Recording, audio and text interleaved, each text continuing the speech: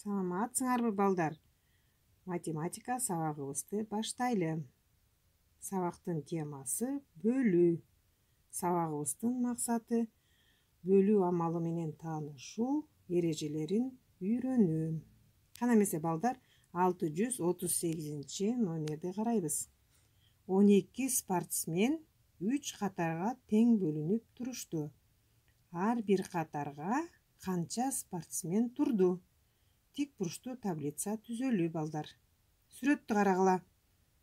3 катар болгондуктан 3 сапты белгилеп алып, ар бирине бирден тегерекче кое баштайбыз. 1, 2, 3 спортсмен ошол 3 саптан башташат. Алардын артына кийинкилери турушат. Ошентип 12 спортсмен тизилип тургандан кийин 3 катардын ар биринде 4 спортсмен болду.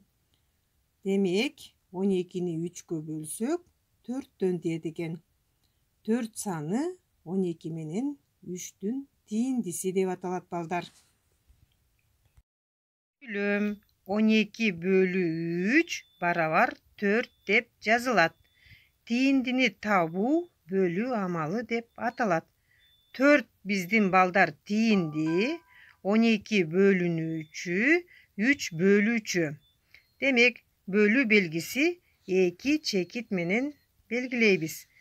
12 бөлүү 3 туюнтмасы да тийинди деп аталат. Номер 639. 15 алма 3 тарелкага тең бөлүнүп салынды. Ар бир тарелкага канчадан алма салынды? Тик бурчтуу таблица түзүп аныкта. Сүрөт менен салыштыр. Кандай туюнтма жазылат? Демек, 15 бөлүнгөн 3 барабар 5 деген туюнтма жазылат.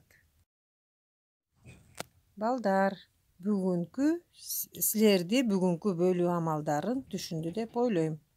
Силерге суроо. Бөлүү амалынан кандай өзгөчөлүктү байкадыңар? Тийинди деп эмнени айтабыз?